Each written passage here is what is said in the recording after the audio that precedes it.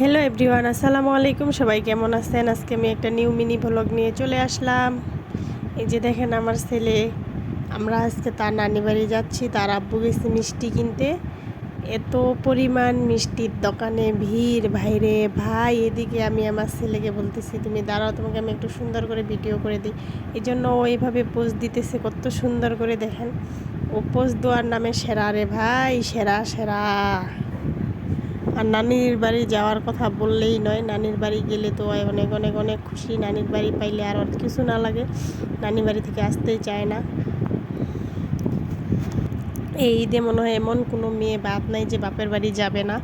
এই কারণেই দেখেন মিষ্টির দোকানে কি পরিমাণ ভিড়।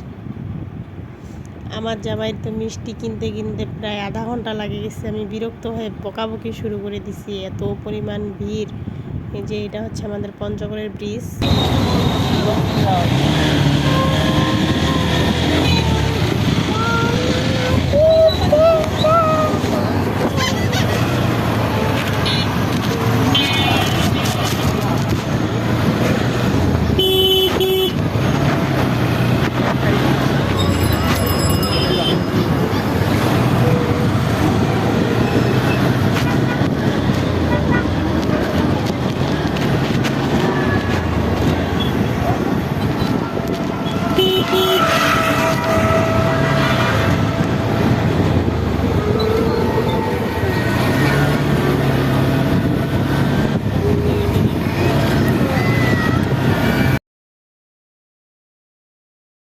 সময় আমার বাপের বাড়ি গেলে এই রাতেই যাওয়া পড়ে, কারণ ও সারাদিন দোকানদারি করে রাত্রে একটু ফ্রি থাকে, রাত্রে কাস্টমার কম আসে। এই জন্য ও সবসময় রাতেই নিয়ে যাওয়ার চেষ্টা করে।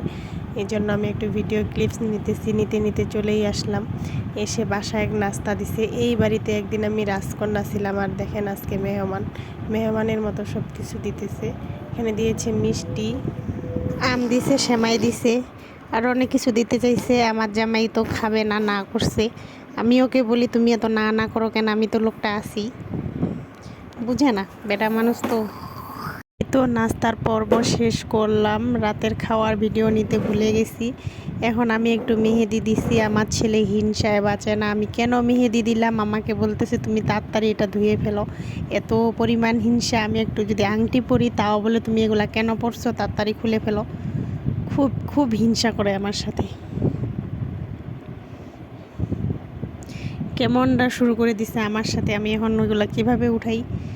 এই তো রাতে ঘুমায় গেছিলাম। পরের দিন সকালে আমার চাচ্চুরা দাওয়াত দিছে, ওদের বাসার জন্য মিষ্টি আর 7 আপ নিয়ে আসছে। আর আমাদের বাসায় এমন পরিমাণ খাইছি, আমার পেটের ডিস্টার্ব হয়ে গেছে। এজন্য আমার শখের জামাই আমার জন্য 2টা ডাব নিয়ে আসছে। ডাব খায়ও যেন আমি সুস্থ থাকি। পরিমাণ গরম ছিল, এই গরমের মধ্যে মিষ্টি মিষ্টি ঠান্ডা ঠান্ডা ডাবের পানি কি যে ভালো লাগছে খাইতে।